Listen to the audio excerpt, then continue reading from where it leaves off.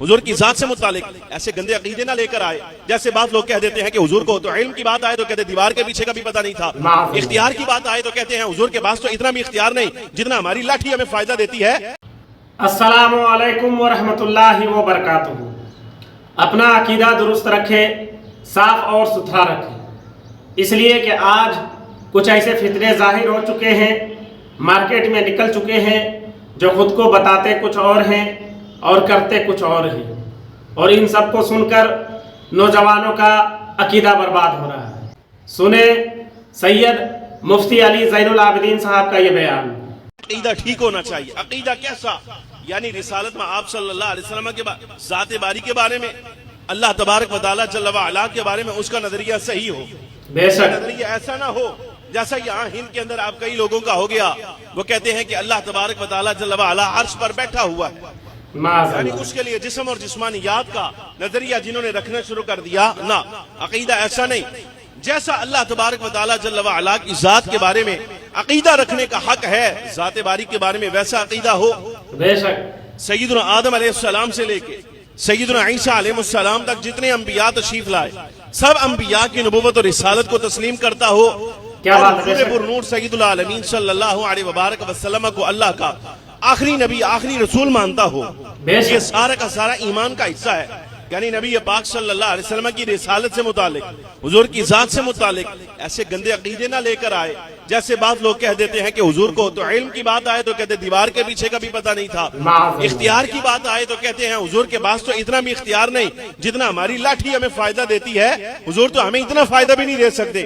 نہ ہی اس کا عقیدہ حضور پر نور سید العالمین صلی اللہ علیہ وسلم کی ذات کے بارے میں ایسا ہو کہ جناب والا جب سرکار کی بات آئے، نبی پاک صلی اللہ علیہ وسلم کی ذات کا تذکرہ آئے اور وہاں اس کو شرک نظر آنے لگے۔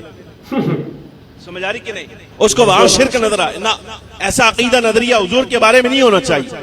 نبی پاک صلی اللہ علیہ وسلم کے اصحاب کے بارے میں اس کا عقیدہ نظریہ ٹھیک ہو، صدیق اکبر کے بارے میں، فاروق اعظم کے بارے میں، عثمان غنی کے بارے میں، مولا علی شیر خدا رضی اللہ عنہ مجمعین کے بارے میں، اور دیگر حضور کے سارے اصحاب کے بارے میں اس کا عقیدہ نظریہ ٹھیک ہو، آل بیت کے بارے میں بھی اس کا نظریہ ٹھیک ہو، اولیاء امت کے بارے میں بھی اس کا نظریہ عقیدہ ٹھیک ہو، تو اب جا کر ان الذین آمنوا کی صف میں داخل ہوا ہے۔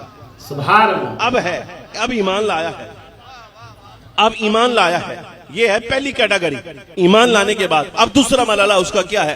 قرآن عزیز کہتا ہے وَعَمِلُوا الصَّالِحَاتِ، اب نیک عمل بھی کرے، اب نیک عمل بھی کرے۔ عقیدہ ٹھیک ہو گیا تو اب عمل بھی اس کا درست ہونا چاہیے۔ عمل کیسا ہو؟ فرمایا عمل اس کا فرائض کے بارے میں، یعنی نماز پنجگانہ، فجر، ظہر، عصر، مغرب، عشاء، یہ پہلا مرحلہ۔ پھر روزے کے بارے میں، زکوٰۃ کے بارے میں، حج کے بارے میں، دیگر جو فرائض درجے کی چیزیں ہیں ان کا پابند ہو، فرائض کا پابند ہو۔ اور پھر اس کے بعد جو واجبات درجے کی چیزیں ہیں، مثال کے طور پہ نماز وتر ہے، یا اس کے علاوہ اور جو چیزیں واجبات میں آتی ہیں ان کا پابند ہو۔ عقیدہ درست رکھنا بہت ضروری ہے، اس لیے کہ کچھ لوگ حضور پاک صلی اللہ تعالیٰ علیہ وآلہ وسلم سے محبت کا دعویٰ تو کرتے ہیں، لیکن پھر یہ بھی کہتے ہیں کہ معاذ اللہ حضور کو دیوار کے پیچھے کا علم نہیں۔ کچھ کہتے ہیں کہ جس طرح حضور کو علم تھا ویسا علم پاگلوں اور جانوروں میں ہے، معاذ اللہ۔ اس لیے عقیدہ درست رکھنا بہت ضروری ہے۔ اللہ تبارک و تعالی ہم سب کو اہل سنت پہ قائم و دائم رکھے۔ اگر یہ بیان آپ کو اچھی لگی ہو تو اس ویڈیو کو آگے ضرور شیئر کریں۔